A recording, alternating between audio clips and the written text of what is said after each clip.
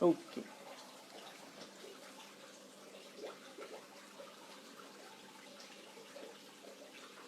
selamat datang di program Pilar Pelipur Lara. Kali ini kita akan ngobrol-ngobrol ya sesama penulis skenario. Kami dari Pilar yaitu Asosiasi Penulis Skenario se-Indonesia. Ini lagi ngadain program Pilar Pelipur Lara, ngobrol-ngobrol untuk ya menjaga nyala api kreasi kita, kreator. Dan nah, tamu kita kali ini akan bersama Mas Joko Anwar. Beliau sudah mengetuk pintunya.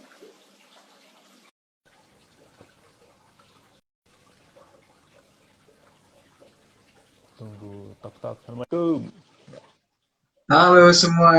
Halo semuanya. Halo Bang Jok, apa kabar? Halo, baik. Senang banget bisa ketemu lo sama teman-teman hari ini. Ya. Ini, ini hari ini kita berdua ini ya, nggak ada moderator, jadi ngomongnya bareng kan ya. Yoi, barengan deh. Mungkin gue setengah Jadi moderator karena gue pakai akun ini. enggak, karena biasanya lo nanya-nanya doang kan yang ngomong. Waduh, ini bisa gue yang tanyain abis ini nih. Oke. Tadi udah dijelasin ya Ini kita mau bikin apa ya hari ini? ya sedikit mengulangi dikit ya, kita dari Pilar, Asosiasi Penulis Skenario Indonesia, penulis Indonesia layar lebar, yaitu Pilar. Kita bikin program Pilar Pelipur Lara untuk Ya, ngobrol-ngobrol santai lah tentang proses-proses seputar penulisan skenario. Kali ini kita bicara ya, soal ide ya, soal ide. Bagaimana mencari ide buat menulis skenario atau buat filmnya. ya. Selamat datang buat teman-teman yang sudah bergabung di sini, baik lewat mungkin taunya dari akun Pilar atau dari akunnya Mas Joko Anwar. Ini sedikit kabar aja nanti buat teman-teman, nanti kalau ada yang mau bertanya, boleh silakan di kolom komentar. Nanti 2 penanya terbaik akan dapat paket berbuka puasa dari @sepiringnasi.id. Sepiring Ya, nasi, makanan kami terbuat dari rindu dan kenangan. Waduh, gue penasaran kayak asik. apa. Nasi dibuat dari rindu dan kenangan. Mudah-mudahan beneran ada tuh, bukan kenangan doang. Dan program ini juga ada live streamingnya di channel YouTube TV FFTV, Laboratorium TV IKJ. Jadi teman-teman yang IKJ, mungkin betul. sekarang lagi live streaming di channel YouTube-nya TV FFTV IKJ juga bisa melihat kami streaming hari ini. Hari ini kita bakal ngebahas satu topik, tapi kita bahasnya nggak mau serius-serius banget, santai-santai aja. Dan kalau misalnya teman-teman Yoi. ada pertanyaan, langsung aja tulis pertanyaan, nanti akan kita coba jadi jawab ya. Ada yang bilang gimana cara jadi saudara? Enggak, kita nggak ngomongin saudara, kita ngomongin jadi penulis Beda skenario. nih, Dan beda spesifiknya topik hari ini ini. kita ngomongin topiknya adalah gimana caranya cari ide buat nulis skenario gitu. Van, kenapa sih penting nyari ide buat skenario? Kenapa ide yang bagus itu dibutuhkan banget di Indonesia? Kalau menurut lo? Menurut gue ya, sebenarnya gue juga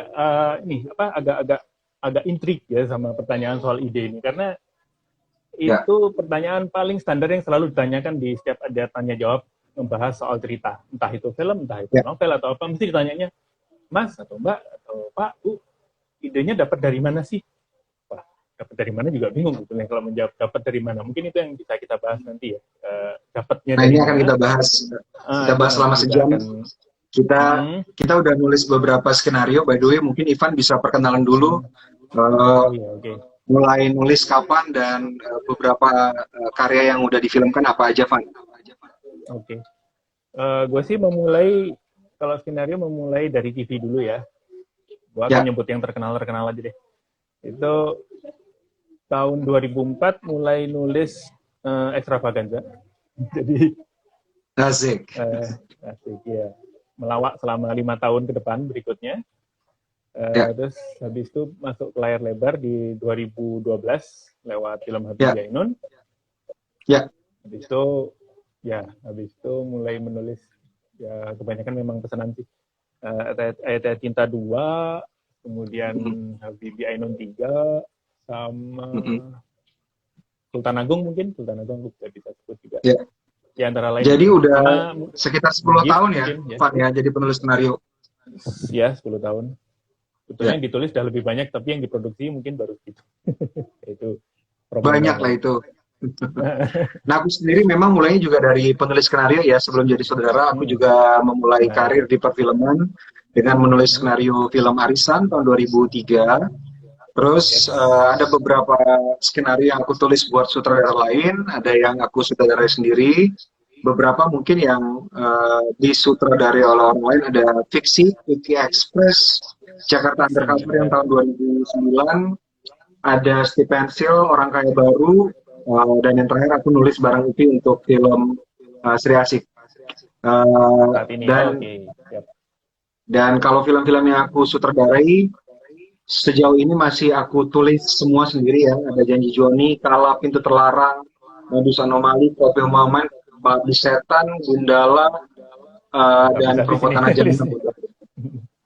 Jadi itu beberapa fakta tentang kita dan kita memulai karir kapan, dan karena kita udah lama banget nih kerjanya 10 tahun, 15 tahun, jadi banyak banget tantangan yang kita hadapi, kesulitan, dan terutama memang kalau menurut aku sih Pan, yang paling sulit dalam menulis skenario tentunya dimulai dari awal ya, mencari ide untuk menulis skenario gitu.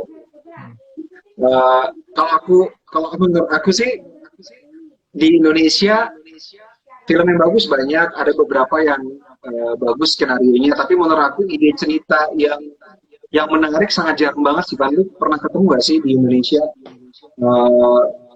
penulis skenario yang ditulis orang lain dan kayaknya idenya menarik gitu? Ada beberapa sih yang bisa aku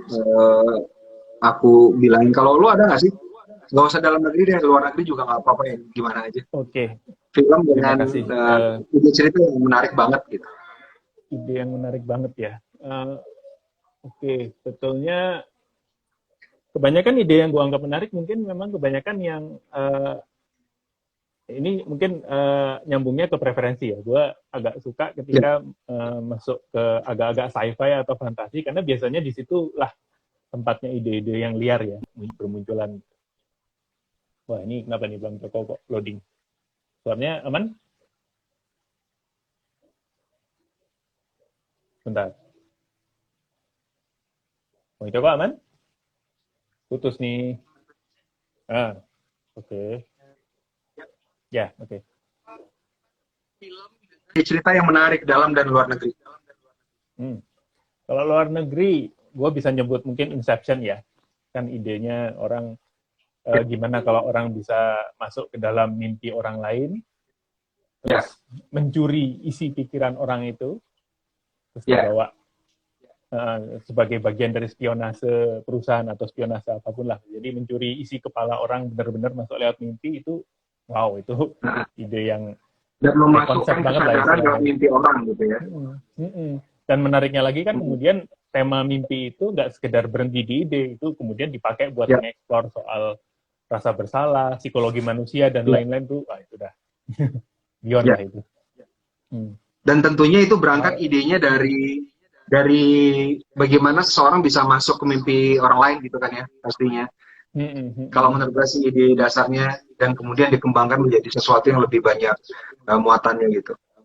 Kalau gue tertarik sama film-film dengan ide cerita yang begitu dibaca, ide ceritanya gue langsung tarik buat nonton. Jadi langsung kebayang di kepala gue ceritanya bakal seperti apa, terus nanti mungkin konflik yang dihadapi oleh karakter seperti apa gitu.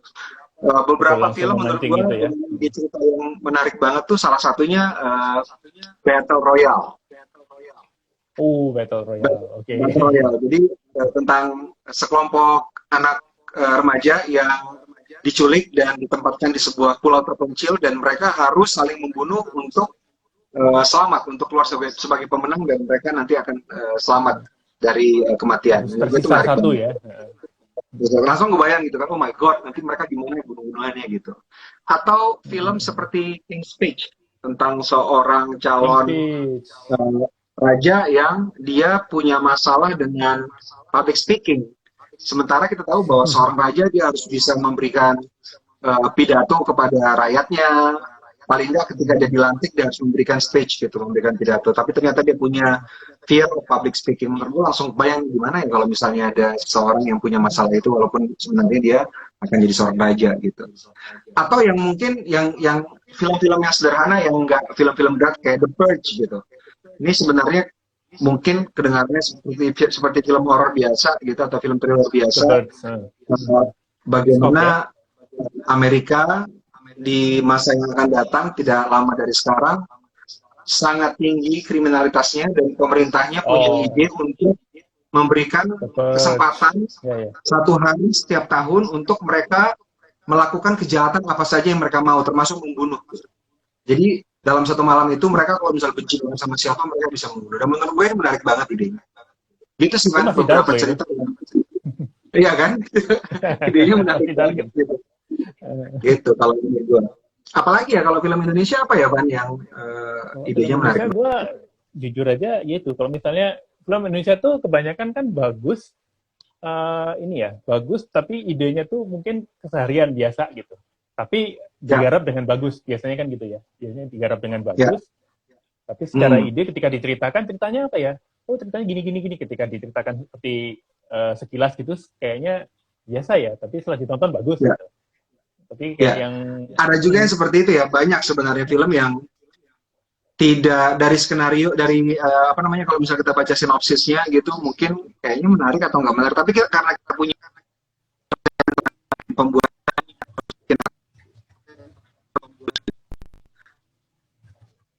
Sorry, putus. Seemingly nggak menarik, tapi karena pembuatannya bagus, jadi bisa menjadi sebuah film yang menarik.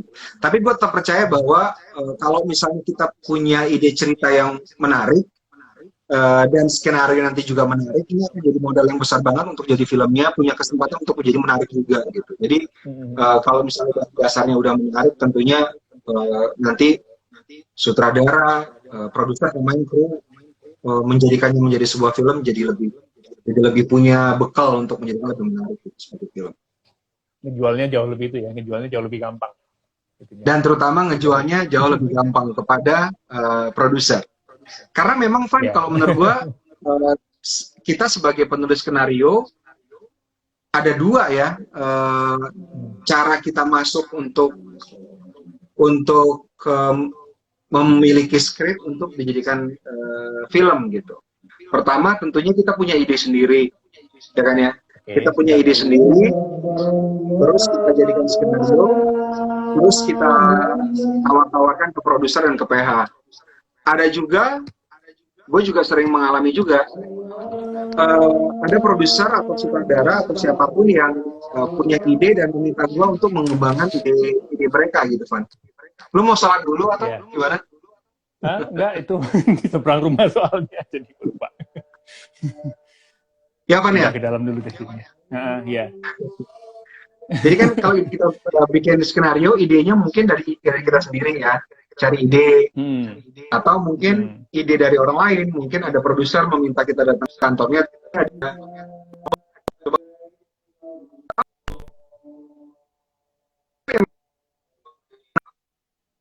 Sorry, putus lagi.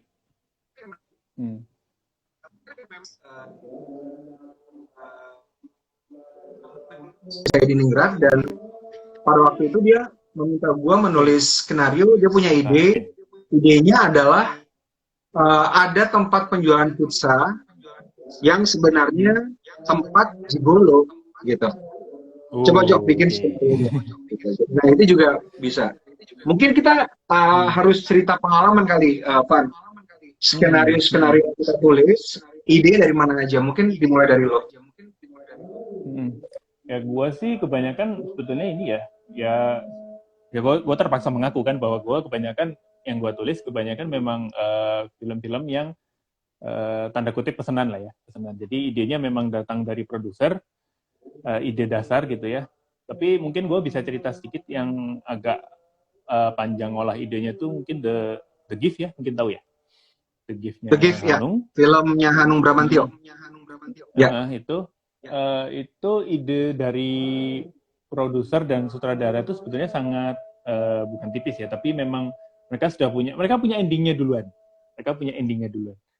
Terus gue mencari bagaimana ngebangun ceritanya supaya bisa nyampe ke ending itu sebetulnya. Dan itu ngembangin idenya menarik juga karena dari belakang ke depan. Ini sinyalnya putus-putus nih Bang Job.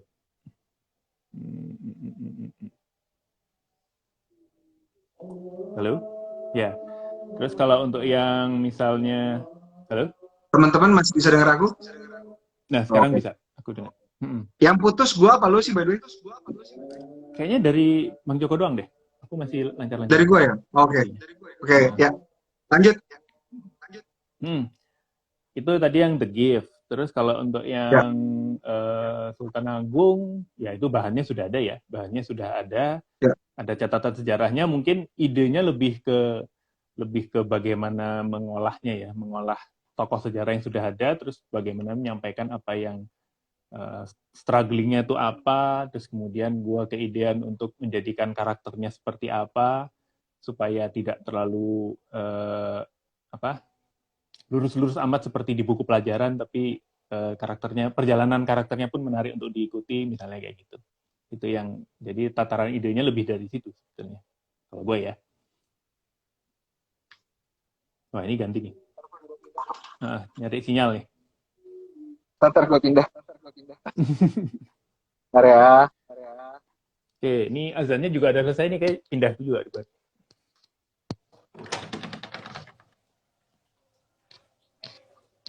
Nah.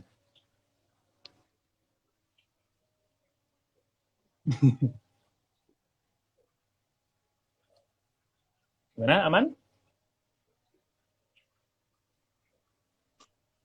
Mungkin gue lanjutin aja. Udah. Okay. Ya. Gambarnya lebih buram tapi suaranya lebih lancar deh. Oke. Ya. Oke. Ya itu tadi Sultan Agung segitu. Kalau Habibie Ainun juga tantangannya kan ini ya. Waktu itu tokohnya masih ada sehingga cari idenya adalah ya itu biasanya diusulin ke Pak Habibie-nya langsung dan biasanya fine-fine aja misalnya kita cari cara untuk membuat keputusan-keputusan dan tindakan Pak Habibie waktu itu dibikin lebih sinematik, nggak apa-apa nggak gitu, misalnya konteksnya dibuat lebih dramatis atau apa gitu. Itu sih cara ngolah ide. Sebenarnya kalau asalnya ide dari mana itu mungkin pertanyaan kesekian nanti ya, pembahasan ke menit keberapa nanti. Banyak kok gimana nih? Kalau saya lihat kan banyak nih yang ide-ide original dan kayaknya wah ini kayak Perempuan Tanah Jahanam itu kan murni itu. Itu Petigor ya perempuannya, terus juga yang antara modus anomali gitu itu dapat dari mana? Itu gimana itu pengolahan idenya? Kalau dimulai dari Janji Joni ya, Janji Joni itu tentang seorang pengantar role film bernama Joni yang berusaha untuk mengantarkan role film dari satu bioskop ke bioskop lain dan tepat waktu. Idenya sebenarnya tahun 97, gua masih di Bandung pada waktu itu dan gua nonton film judulnya The Devil's Own yang diperankan oleh Brad Pitt dan Harrison Ford dan tiba-tiba filmnya putus di tengah-tengah. Dan biasanya kalau gue nonton di bioskop, karena dulu kan kita pakai film ya, jadi ada roll film. Kalau sekarang mungkin pakai DCP, jadi satu file, nggak mungkin putus. Kalau dulu kan pakai roll film. Nah, biasanya kalau gue nonton di bioskop itu paling cuma semenit 2 menit gitu. Ada tulisan mohon maaf tunggu film. Gue berpikir oh mungkin filmnya telat, tapi gue nggak sambil berpikir pada waktu itu dan gue belum nonton film Cinema Paradiso, jadi gue nggak tahu bahwa ada yang namanya pengantar film gitu.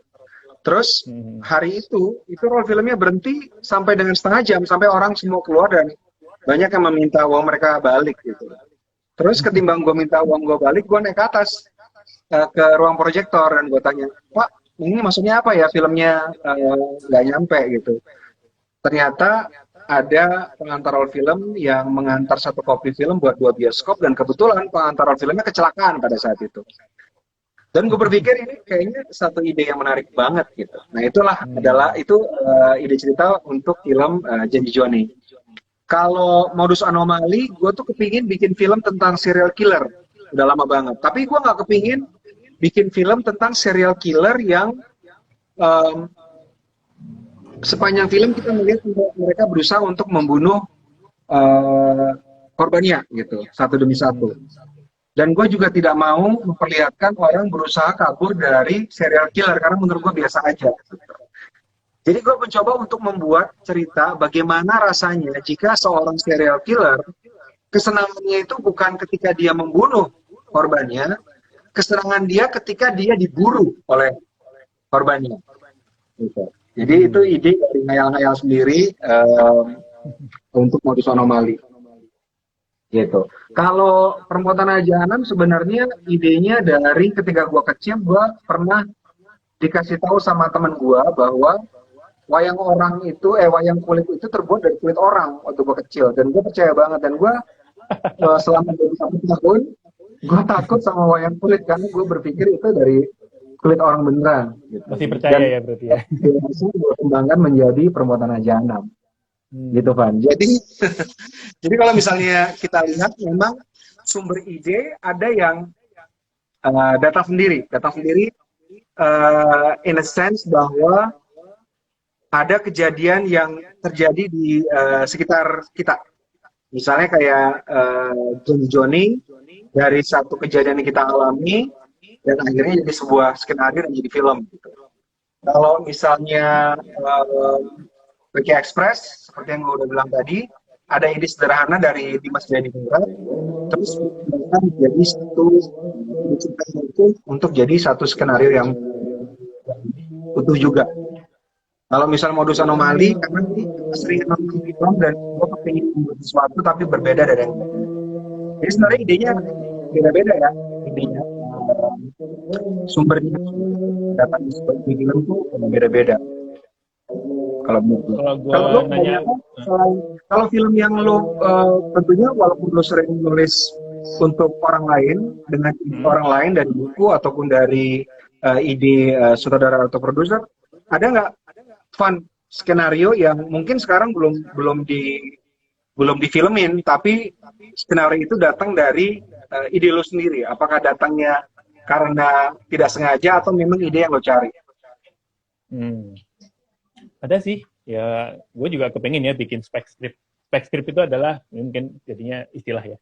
Spec script itu kan script yang kita buat sendiri ya, tanpa pesanan dari orang dan yang akan kita jual. Nah, kalau spec script gue memang lagi pengen bikin, sedang bikin, belum selesai-selesai, tapi konsepnya kayaknya bakal, kalau kata orang sini mungkin nggak akan komersial lah ya, nggak akan komersial.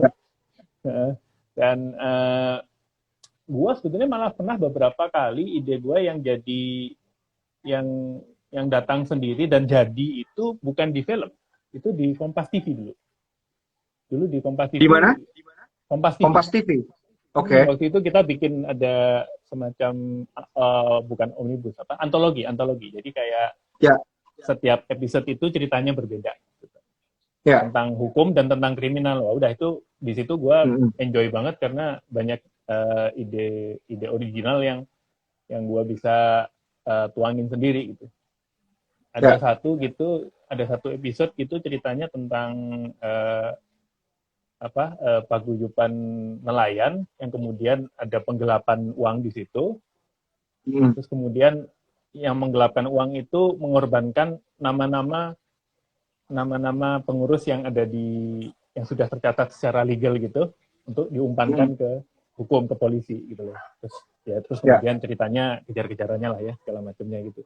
Itu keideannya dari, nah itu gua agak dark juga ini idenya. Keideannya dari peristiwa-peristiwa tahun 65. Gua sering dengar cerita-ceritanya banyak di kampung juga gitu, di kampungnya nenek di Madiun atau di itu banyak orang yang diangkut dan menghilang hanya karena namanya ditulis dalam daftar penerima bantuan PTI waktu itu Barisan Tani gitu. Dan itu gue mikir wah itu sesimpel betapa nama orang ketika tercantum di daftar yang salah aja itu udah bisa mengubah nasib gitu. Terus gue jadiin skrip yang tentu saja tidak tentang 65 tapi tentang crime story yang lebih enteng lah, tapi idenya tuh dari situ kemudian diolah lagi. Ya itu berarti ide cerita itu datang karena lu membaca berita tentang beberapa kejadian di tahun 65 dan itu mengusik kepala lo ya. Iya, itu bukan berita doang lah. Itu bahkan diceritakan langsung dari Ya, Pak oke. Pak D dan kakek nenek gitu deh. Ya. Mm-mm. Dan ini apa yang membuat lo merasa bahwa ini pertama menarik untuk dijadikan skenario, yang kedua Mm. penting untuk dijadikan skenario. Nah, itu memang pertanyaan yang paling mendasar ya sebetulnya yang harus Ya, ditanyakan ke kita sebagai penulis skenario. Kenapa cerita ini penting untuk diceritakan gitu? ya, Kalau gue sih waktu itu lebih ke pingin, ya itu tadi kembali ke soal ini, betapa nasib orang kok bisa ditentukan oleh nama dia tertulis di mana, dan ya, nama dia itu ditulis juga tidak dengan maksud apa-apa kan, maksudnya ya. mungkin baik-baik saja, tapi ketika ada nasib berbalik kok jadi begitu. Itu gue cuma merenungi fakta itu dan ingin menyampaikan bahwa orang-orang itu juga orang-orang yang mungkin banyak sekali orang-orang tidak bersalah yang jadi korban. Itu aja sih yang Ya. ingin gue Hmm. sampaikan, meskipun ceritanya dibikin lebih crime story enteng, tapi mungkin intinya di situ gitu. Iya, itu menarik sih. Artinya kadang-kadang kita mau buat sebuah skenario, ide awalnya tuh sebenarnya ringan ya. Tapi gini, gue percaya bahwa kita membuat film itu bukan sekedar membuat film, tapi kita sadar bahwa film ini adalah sebuah medium yang nantinya akan ditonton oleh banyak orang dan mungkin apapun yang kita sampaikan di film akan sampai ke orang penonton yang nonton film kita gitu. Jadi sayang banget kalau misalnya kita cuma bikin film hanya mungkin untuk menghibur, apalagi kalau misalnya kita berpikir bikin film hanya untuk cari uang gitu. Apakah kita sebagai pekerja film, pemain film atau produser film? Karena film ini ada sesuatu yang sangat luar biasa impact-nya buat penonton, bisa mengubah hidup orang lain, bisa membawa perubahan terhadap satu kondisi tertentu di tempat yang mungkin tidak apa ya tidak menguntungkan gitu buat kemanusiaan. Contohnya ketika gue bikin film dari Joni, kan tadi gue ceritain tuh bahwa idenya sebenarnya adalah bagaimana gue membuat sebuah cerita yang menceritakan skenario yang menceritakan tentang seorang pengantar film gitu. Tapi kemudian Pintu masuknya itu ya. waktu itu gue nulisnya ketika gue masih kuliah dan gue berpikir ide cerita yang sederhana tadi bisa gue masukin, gue sisipin satu hal yang menurut gue penting untuk gue sampaikan gitu. Teman-teman gue dulu sebelum lulus dari kampus itu udah banyak yang di hire oleh perusahaan-perusahaan besar gitu. Mereka terima karena gajinya besar, walaupun mereka tidak suka sama pekerjaannya. Jadi di film Joni yang ide tadi sederhana, gue juga ingin mengatakan sesuatu. Yang ingin gue katakan adalah pekerjaan itu sebagai walaupun terlihat sangat trivial, sangat kecil, tapi kalau misalnya bisa lo suka dan bisa memberikan satu kebaikan buat orang lain, itu adalah pekerjaan yang ideal buat lo. Gitu. Nggak harus uangnya banyak. Gitu. Demikian juga misalnya kayak film Perempuan Tanah Jahanam. Perempuan Tanah Jahanam kan kelihatannya simpel tentang dua orang perempuan yang pergi ke sebuah desa dengan harapan mereka bisa mendapatkan harta untuk memperbaiki hidup mereka. Sesimpel itu. Tapi di dalam cerita itu bisa gue masukkan beberapa elemen yang menurut gue penting untuk gue katakan gitu tentang bagaimana di Indonesia orang merasa bahwa kalau misalnya mereka sudah menikah, mereka harus punya anak, walaupun mereka mungkin tidak punya plan yang cukup bagaimana membesarkan anak ini menjadi manusia yang bahagia. Ini adalah tema yang terus-menerus terjadi dalam film-film gue sebenarnya, dan tetap gue ulangi lagi di film pernah gue lakukan, termasuk di Pintu Terlarang dan beberapa film lagi. Gitu. Jadi kembali ke cara kita mendapatkan ide cerita tadi, teman-teman berarti udah ada beberapa ya tadi. Sesuatu yang kita dengar dan kita rasa menarik. Kita dengar bisa dari berita, bisa orang langsung menceritakan ke kita gitu, atau sesuatu yang kita rasakan. Sesuatu yang kita rasakan terjadi di lingkungan kita, mungkin lingkungan yang kecil, keluarga, persahabatan, lingkungan, atau mungkin di kota, atau mungkin di negara di mana tempat kita tinggal, atau mungkin di dunia ada yang mengusik kita dan itu bisa kita jadikan sebagai ide cerita untuk membuat skenario. Gitu kali ya, Bang? Iya, jadi intinya itu ya. kan semua kejadian di sekitar kita bisa dari baca, bisa dari diceritain, bisa ngalamin sendiri. Yang penting kayaknya mungkin apa ya, kata kuncinya mungkin perseptif kali ya, kita harus lihat. Betul. Jadi observasi, lihat sekeliling, apa sih yang terjadi di sekitar kita, apa sih yang kita alami, bisa diapain sih gitu. Dan itu direkam, nggak cuma lewat aja gitu. Dan kayaknya kalau sudah ada yang bisa kerekam, ide nggak akan kekurangan sih, kayak gue percaya gitu. Dan tentunya begitu kita sudah punya beberapa ide, kita rekam seperti yang lo bilang tadi, itu benar banget. Kadang-kadang kalau misalnya kita punya ide, kita baca berita, terus kita berpikir nih kayaknya bagus nih jadikan skenario buat film nih. Kalau misalnya nggak kita rekam langsung, nggak kita tulis, gue sering banget lupa tuh dulu.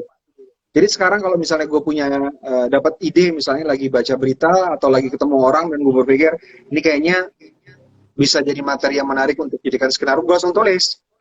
Gue selalu tulis di HP gitu ya, di notes, ide ceritanya apa, atau misalnya kalau misalnya gue lagi tidur, sering banget tuh, tidur mimpi ada ide cerita, kalau nulis nggak bisa, karena pasti ngaco. Jadi gue voice note itu gue bikin ada shortcutnya di home. Jadi kalau misalnya gue bangun tidur, ada ide cerita, langsung gue rekam, langsung gue ngomongin tuh, ada cerita tentang ini, walaupun besok paginya mungkin, itu apa sih tadi malam gue nggak begitu jelas. Gue pernah beberapa kali tuh mimpi itu. Nah, kan kita udah banyak ide tuh, misalnya kita ada beberapa ide, mungkin 1, 2, berapa atau banyak. Tapi bagaimana kita tahu dan yakin bahwa ide cerita ini menarik untuk dijadikan skenario. Nah, sebelum kita jawab, mungkin Van, kita lihat dulu pertanyaan-pertanyaan yang masuk kali ya. Oke, coba kita cari. Sudah panjang sekali nih soalnya kita cari. Iya, ada nggak yang bisa kita baca beberapa? By the way, teman-teman ya, sambil Van, di situ ada ini kan ya, ada kolom Q&A kan ya? Di lo? Adanya kolom komen sih. Kolom komen, nggak ada Q&A ya? Oke. Kayaknya, bentar. Oh, ada sih. Kebanyakan nulisnya di komen. Ada kolom Q&A sebetulnya. Mungkin teman-teman bisa di situ kali ya? Iya, teman-teman di Q&A nanti ya, kalau misalnya mau nanya. Oke. Soalnya kalau di komen ini akan mengalir terus ini. Iya. Van, kita kasih satu challenge buat teman-teman. Coba teman-teman sekarang di kolom Q&A di streaming IG Live kita itu tulis ide cerita. Nanti akan kita bahas ide cerita ini menarik apa enggak untuk jadikan skenario. Gitu ya. Jadi teman-teman tulis di kolom Q&A, nanti tulis ide cerita kalian. Kita bahas nanti itu menarik apa enggak untuk dijadikan skenario. Gitu. Nah, ini yang mau nanya tetap boleh lah ya. Silakan ya. Boleh, yang nanya boleh, ngasih ide cerita boleh. Gitu. Ini ada nanya dari Chris Ger.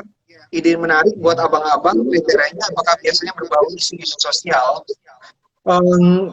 Kalau menurut gue sih nggak harus ya. Kalau saya sih ada film yang purely hanya hiburan juga ada sebenarnya. Tapi seperti yang aku bilang tadi, sayang kalau misalnya ya cuma untuk hiburan doang, ada sesuatu hal yang bisa kita katakan lewat skenario kita. Gitu.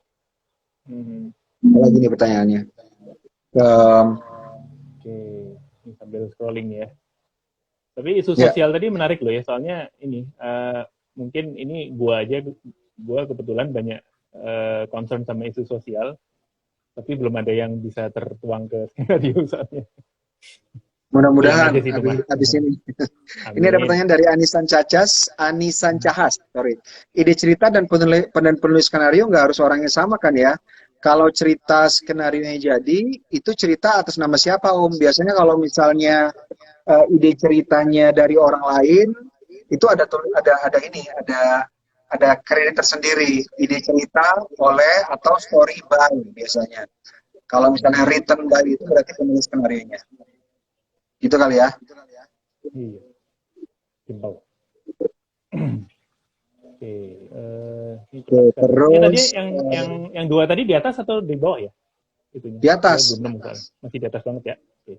Ya. Ini pertanyaan bagus nih, Van. Dari Resolve. Pertanyaannya, biasanya skenario yang dihindari oleh produser skenario yang seperti apa? Tergantung produser sih itu. Dari produser adalah skenario yang nggak menarik. Skenario yang jelek. Yang nggak bisa bercerita dengan runtut. Ini ada pertanyaan lagi dari Daniel Carmichael. How to write an effective synopsis, not too long, not too short, but still informatif. Bagaimana cara menulis sinopsis yang menarik? Nanti akan kita bahas ya setelah ini. Nanti kita uraikan dari ide cerita, lanjutannya seperti apa nanti di sesi selanjutnya. Gitu. Kalau soal pengembangan, sinopsis kayaknya udah bisa masuk ke ke soal pengembangan ya nanti ya. Ya. Oke, mana kolom Q&A-nya nggak ada katanya? Iya, nggak ada nih. Di saya itu ada kolom Q&A, tapi your question from your viewers will show up here. Harusnya berarti dari viewersnya ada ya? Iya, seharusnya. Pertanyaan dari Amalia ya. Pertanyaan kedua, mau nanya Bang, biasanya kalau mau buat satu cerita, itu butuh riset-riset nggak? Misalkan mau buat film tentang serigala, jadi harus riset-riset mengenai serigala itu gimana? Ya tentunya kalau kita menulis sesuatu, kita harus tahu subject matter yang kita tulis apa, apakah itu karakter, elemen cerita, dan sebagainya. Dan tentunya harus riset gitu ya. Harus sih, riset sih harus ya. Ya, jadi sekarang kita akan membahas bagaimana kita tahu bahwa ide cerita kita itu menarik untuk difilmkan atau tidak, untuk dijadikan skenario menarik atau tidak, gitu. Gimana, Van? Menurut lo, kalau lo nulis cerita atau misalnya ada orang yang punya ide, bagaimana kita tahu atau kita yakin bahwa ide cerita ini menarik untuk dijadikan skenario? Oke, gue akan melihat pengembangan ceritanya kali ya.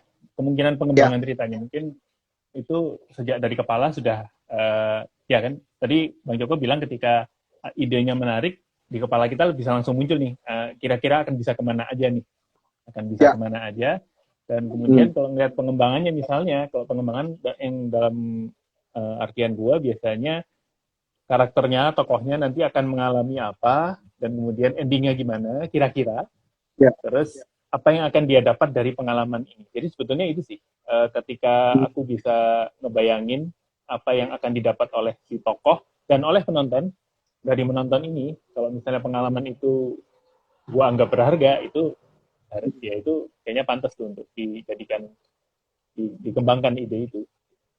Ya, benar banget. Jadi banyak teman-teman yang sering ketemu sama gue dan bilang bahwa mereka punya ide yang menarik. Kadang-kadang kalau misalnya gue lagi ada waktu nggak terlalu riuh banget, gue nanggepin tuh ide ceritanya apa gitu. Gue tanya ke mereka dan mereka bilang ide cerita mereka apa gitu.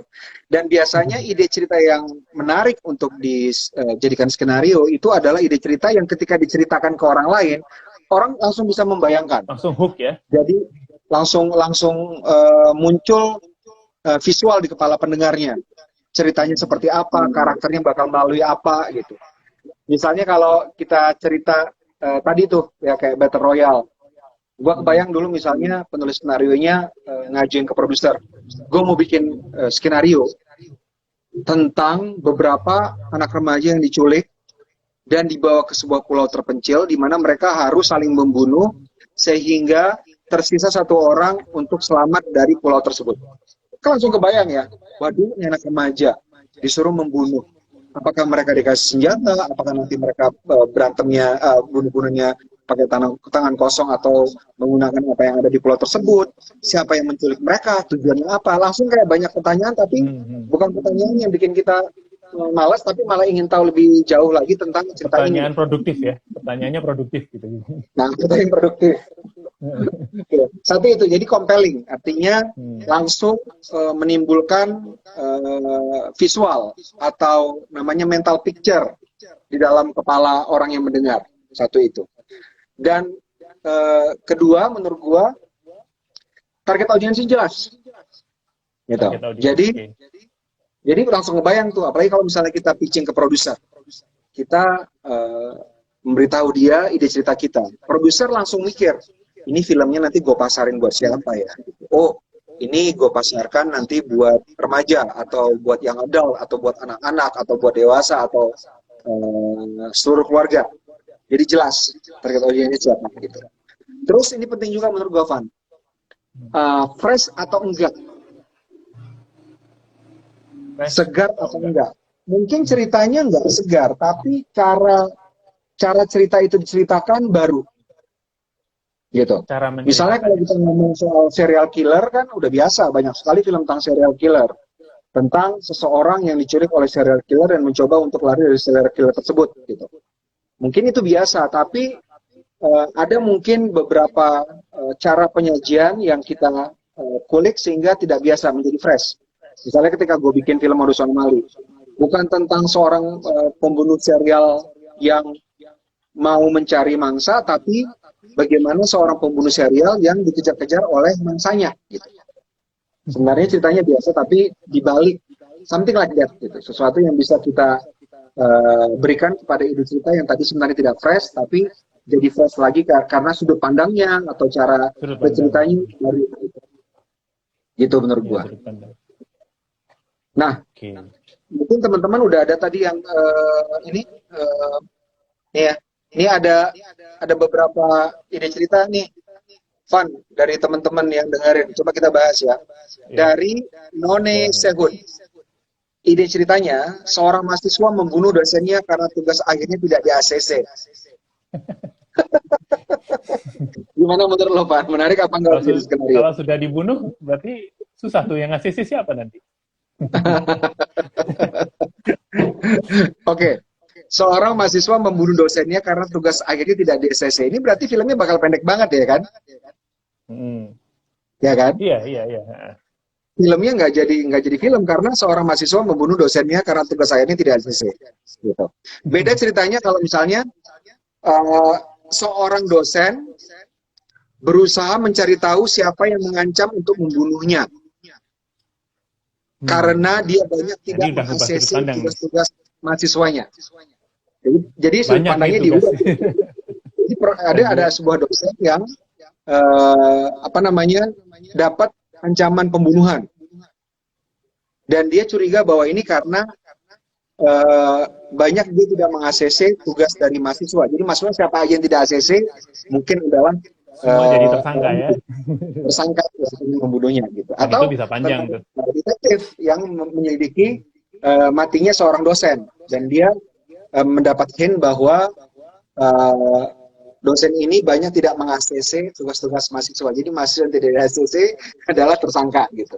Mungkin gitu. Oke, coba Van, cari lagi Van. Ide cerita. Oke. Ini ada lagi nih di bawahnya. Ini gue ada pertanyaan yang menarik, tapi pertanyaan ya. Mending pertanyaan Ya, dulu atau apa-apa. yang ide cerita nih? Pertanyaan juga nggak apa-apa.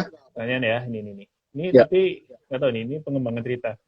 Batas akhir dari pengembangan cerita sampai mana, Bang? Terkadang menurut para audiens masih merasa belum puas karena sebenarnya masih bisa ceritanya untuk dikembangkan. Jadi seperti injury plot. Apa itu? Jadi kayak Injury apa plot. tuh maksudnya? Kentang gitu kali ya rasanya ya. Oh, Iya, apa itu itu mungkin batasnya pengembangan ide? itu ya kalau Tuh. kita ngomong itu, pertama kalau kita ngomong ekspektasi penonton, kita tidak bisa memuaskan semua penonton ya, karena kalau kita bikin film penontonnya tentunya bukan satu orang, bukan 10 orang, kita maunya penontonnya jutaan dan setiap orang yang menonton memiliki ekspektasi mereka sendiri-sendiri gitu. Kita berusaha untuk bercerita dengan baik dan bertutur dengan lancar aja serta menarik gitu. Kayak misalnya masalah ekspektasi orang agak susah gitu. Kalau Jadi ngomongin ekspektasi. Nah. injury plot Ya, itu nanti mungkin ya kita bahas ide cerita istilah dulu ya. itu. Ya, itu nanti agak nanti. Cari lagi Van, sambil aku baca sambil lu cari ya. Ini ada ide cerita dari Fasyal 20. 5 orang anak dengan berbagai profesi, tentara, polisi, pengacara, jurnalis, dan mahasiswa kedokteran bereuni kembali untuk balas dendam usai mendengar ayahnya dibunuh oleh kartel di kota tersebut. 5 orang anak, tentara, polisi, pengacara, jurnalis, dan mahasiswa kedokteran bereuni kembali untuk balas dendam usai mendengar ayahnya dibunuh oleh kartel di kota tersebut. Ya ini mungkin bisa menarik ya. Berarti nanti kan balas dendamnya itu tidak dengan cara John Wick misalnya yang datang ke kartel tersebut dan bunuh-bunuh, tapi mereka mungkin menggunakan apa namanya kayak strategi, kita ada pengacara, ada jurnalis, ada mahasiswa kedokteran gitu. Ya mungkin bisa menarik, cuman masih harus dikembangkan lagi untuk jadi sebuah ide cerita yang langsung orang kebayang. Artinya kenapa harus tentara, kenapa harus polisi, kenapa harus pengacara, kenapa harus jurnalis melawan kartel gitu kan, masih belum terlalu nyambung gitu. Kalau kita ngomongin kartel kan mungkin orang yang sangat powerful dengan banyak sekali henchmen atau bodyguards gitu. Jadi kalau misalnya ada polisi, pengacara, jurnalis, masuk dokter, mungkin harus ada yang ditaruh di ceritanya sehingga ini lebih nyambung gitu. Gitu kali. Menurut lo gimana, Pak? Ya mungkin mungkin jadinya perlu ngeliat konteks ya. Kalau misalnya Ya, tergantung konteksnya kan. Kalau misalnya polisi atau tentara itu misalnya hukumnya jalan di tempat itu, harusnya mereka nggak perlu kan melakukan itu, ya nggak sih? iya betul. Iya, kalau misalnya mungkin berarti konteksnya harus jelas bahwa hukum misalnya nggak jalan di tempat itu, sehingga ini yang berkumpul untuk membalas dendamnya adalah ya oknum dari masing-masing, jadi mereka punya dendam pribadi gitu kan, dendam pribadi, terus kemudian membawa skill set kali ya, kan Ya, polisi dengan tentara dan pengacara itu masing-masing punya skill set yang mungkin bisa digabung untuk membangun satu skema atau plot bagaimana caranya mereka menjatuhkan si kartel yang berkuasa ini tadi. iya, betul. Yang mungkin Ini ada, dibackingin sama komandan-komandan masing-masing gitu kali. iya. Ya itu baru Maksudnya mungkin, ada, itu baru mungkin. tapi gini, kalau misalnya ini kartel, terus untuk melawan kartel ada tentara, ada polisi, ya kayak kayak akan jadi lebih mudah nggak sih apa namanya tugas mereka untuk Iya sebenarnya. mengalahkan kartel ini? Ada pengacara pula gitu. Kalau kecuali misalnya ada orang yang dianggap tidak punya kekuatan apa-apa, orang biasa tapi harus Okay. melawan kartel. That's more interesting buat gua gitu. Semakin tinggi ya itunya, halangannya kan semakin nggak kebayang nih gimana caranya. Iya. Hmm. Nah ini ada pertanyaan dari Miro Bike. Karena sering dibully, Diana seorang yang terlahir albino sangat ingin hidup normal dengan cara pindah ke Belanda, namun mengalami kesulitan ketika dia dijual ke pelacuran. Wah ini kayaknya ribet. Mumet. Itu nyambung dari Belanda terus tiba-tiba ke pelacuran itu agak melompat buat gue. Tapi meskipun memang ya kita sering denger lah ceritanya kan orang-orang yang terjerumus trafficking ya banyak. Tapi di sini setidaknya di potongan ini kita nggak melihat kenapa ketika dia pindah ke sana tiba-tiba terjerumus ke pelacuran dan apa hubungannya dengan kealbinoannya, ya kan? Jadi apakah itu sebuah prostitution ring yang spesialisasi dalam khusus albino, orang-orang albino gitu mungkin juga, tapi di sini masih kurang jelas. Jadi ini tipe-tipe ide cerita yang ketika diceritakan ke produser gini,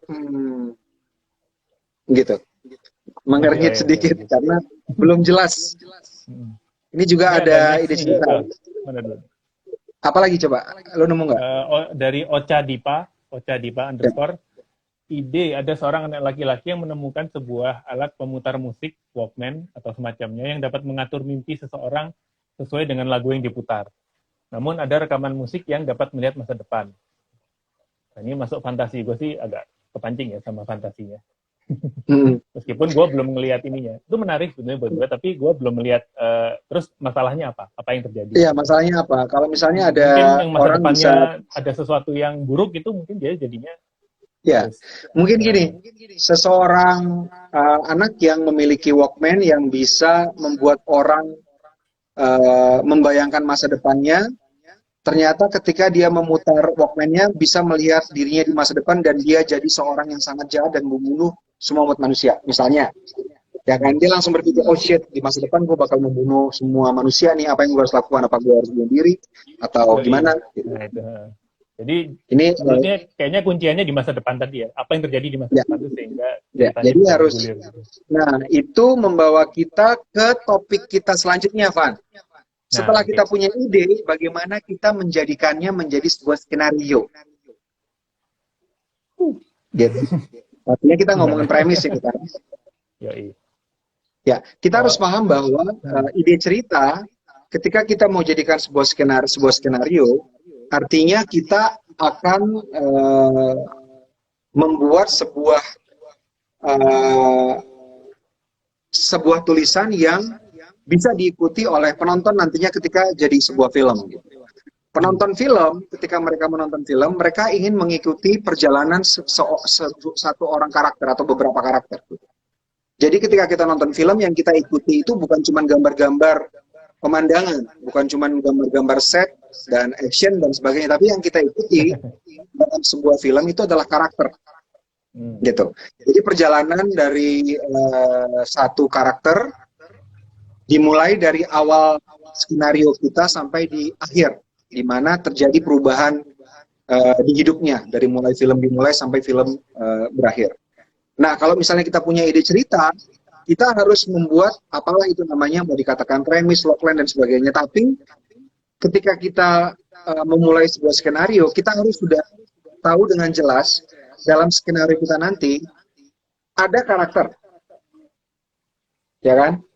Ada tujuan, apa yang ingin dicapai dari karakter ini, dan apa yang membuat tujuannya itu susah untuk dilakukan, atau apa yang menjadi hambatan dia untuk mencapai tujuannya, gitu. 3 elemen itu ya yang harus ada ya.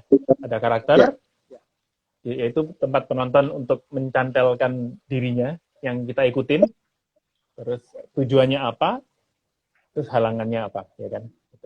Ya. Nah, coba kita lihat sekarang contohnya. Ide cerita dari Abdul Manaf 101. Tentang pembalasan dendam seorang pria yang menggeluti dunia hukum hingga menjadi seorang jaksa atas kematian orang tuanya. Coba sekarang kita breakdown. Karakter utamanya siapa? Tentunya seseorang pria. Kemudian tujuannya apa? Sambil nyari ya. Menuntut balas kematian orang tuanya. Membalas dendam kematian orang tuanya. Dengan cara apa? Dengan cara menggeluti dunia hukum. Nah, ini tapi belum terasa nih halangan yang bakal dihadapi. Ya? Apakah dia orang miskin sehingga nggak bisa kuliah hukum? Jadi seorang anak yatim piatu yang miskin banget, makan aja susah, berusaha untuk sekolah hukum untuk membalas kematian orang tuanya misalnya. Langsung bayangkan dia nanti berusaha untuk cari beasiswa, untuk kerja banting tulang, untuk bisa sekolah hukum dan sebagainya. Gitu. Dan juga ini ya, maksudnya kenapa dia memilih jalan itu kan untuk membalas ya. Gitu. Kenapa dia harus jadi seorang jaksa? Kenapa dia nggak jadi seorang jagoan bela diri misalnya? Lebih cepat kan? Ya kan ya. Ini juga coba kita lihat ide cerita dari Adur. Polisi memecahkan kasus pembunuhan polisi memecahkan kasus pembunuhan seorang janda satu anak ketika mati lampu. Kayaknya tadi baca tuh gue. Ini kayak Whodunit gak sih? Kayak ceritanya maunya kayak Whodunit gitu. Jadi mati lampu, nyala-nyala ada yang mati itu terus siapakah pembunuh? Gitu kayak gitu kali ya. Tapi ini biasa aja. Polisi memecahkan kasus pembunuhan kan terjadi setiap saat, jadi nggak menarik. Itu kerjaan setiap hari. Dia janda, mau dia duda, tetap aja orang yang meninggal dan harus diselesaikan pembunuhannya. Coba ada lagi kapan? Cari. Ini nih. Emil Saf, ide cerita. Sang ayah mencoba mengubur seorang pemuda yang telah menghamili anak perempuannya. Wadah, dia bunuh nih berarti ya. Namun saat ingin mengubur mobilnya, tempat dia menaruh korban di bagasinya ya, dicuri oleh 2 orang penjahat. Oh, ini menarik. Itu bisa panjang ini itu. Menarik. Bisa panjang itu. Nah, ini panjang. Jadi seorang bapak ya tadi ya, seorang bapak ya.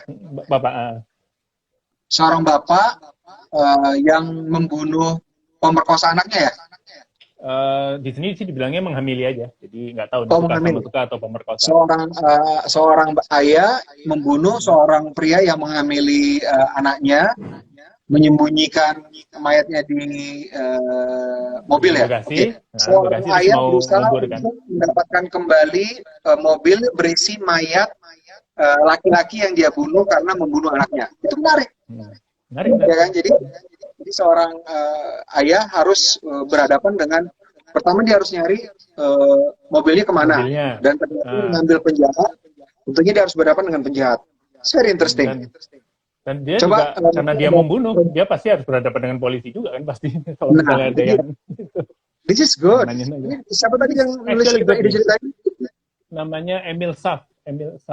Safnya pakai X.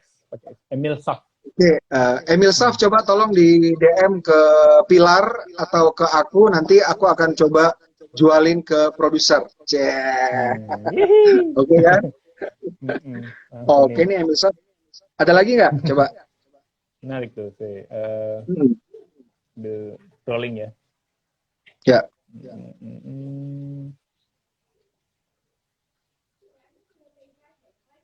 Belum ada.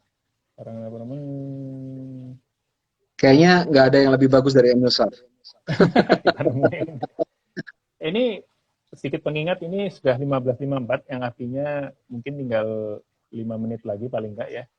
Oh, tinggal 5 menit lagi ya. Nah, Oke. ini kita akan perpanjang ya. Kita akan undang, kayaknya masih banyak yang perlu dibicarain. Oke, kita perpanjang Nah, tambah 10 menit ya. Ya 10 menit, 15 menit buat sambil nutupnya nanti ya. Ya, Oke, coba kita cari ini lagi. ide cerita, dokter forensik yang biasa mengotopsi mayat yang tiba-tiba menyadari kalau semua mayat yang dia otopsi semuanya pernah dia temui dan mati di tangan orang yang sama. Sampai Masalah sama ide cerita ini belum jelas goal dia, tujuan dia apa dalam cerita. ya dia akan harus apa ya? Ya, dia harus ngapain gitu. Jadi yang coba dia lakukan setelah dia mendapati semua mayat itu dia pernah temui itu, terus dia harus ngapain. Jadi belum ada tujuan dia dalam cerita yang jelas dia mau ngapain. Itu yang mungkin harus dicari sehingga bisa menjadi ide cerita yang bisa dijadikan skenario. Tapi Ya. tadi ketika mayat yang diotopsi semuanya pernah dia temui, ketika berhenti di situ saya merasa itu dia udah cukup bisa memancing misteri lah setidaknya. Setidaknya di tokohnya si dokter itu. Mirip sama kayak dosen yang diancam tadi, terus harus mencari dari sekian banyak gitu. Terus apalagi gitu? Kayaknya harus diulik. Ya harus lebih diulik lagi. Ya. Terus ini ada ide cerita dari Kanirai, seorang remaja dipindah sekolahkan untuk membersihkan nama, tapi malah menghadapi pergaulan yang sangat kacau. Ini berpotensi sebenarnya, ya kan? Seorang remaja dipindah sekolahkan untuk membersihkan nama. Membersihkan nama dari apa kita nggak tahu. Jadi ini juga yang belum jelas adalah tujuannya apa. Jadi seorang remaja ini apa yang ingin dia capai dalam ceritanya itu masih belum jelas. Ya, terus ide ini jadi itu ada sekaligus bisa jadi tips ya buat pertanyaan tadi soal menulis sinopsis dengan ringkas. 3 elemen tadi sih kalau bisa masuk di dalam sinopsis itu insya Allah bisa ringkas dalam satu paragraf. Ada 3 elemen itu orang sudah jadi sinopsis yang baik sebetulnya itu. Ya, kadang-kadang kalau kita baca sinopsis, aku dikirimi sinopsis sering tapi udahlah 3 halaman dan itu masih belum jelas sampai halaman ketiga tujuan dia apa gitu. Mau dalam ngapain gitu. By the way, sinopsis itu cukup 1 halaman. Jadi kalau misalnya kita membuat sebuah sinopsis, cukup 1 halaman A4 standar gitu. Kalau kita ngomongin ide cerita berbentuk premis, logline, ya mungkin teman-teman bisa cari tahu sendiri itu premis apa, logline apa, itu cukup 1 kalimat. Mungkin dalam beberapa kejadian bisa 2 kalimat, tapi biasanya 1 kalimat. Terus kalau kita ngomongin sinopsis itu 1 halaman. Gitu. Dan seperti Ivan bilang tadi, jadi kalau misalnya tadi Ivan udah bilang kalau misalnya mau bikin sinopsis yang efektif dan menarik harus jelas, lebih cepat lebih baik, karakternya siapa apa, karakternya siapa, terus tujuan dia dalam ceritanya mau ngapain dan masalah apa yang akan dihadapi. Tentunya masalah ini timbul karena ada sesuatu predikat yang menempel di karakter utama tadi. Misalnya film contoh yang sering aku kasih aku bicarakan kalau misalnya aku ngasih workshop penulisan skenario, film Billy Elliot. Karakter utamanya adalah seorang anak laki-laki umur 10 tahun. Ada predikatnya. Predikat ini keterangan yang lebih jauh tentang si karakter utamanya ini. Tadi udah kita bilang dia anak laki-laki umur 10 tahun. Fine. Tapi apa tentang dia yang lebih bisa kita berikan? Gitu.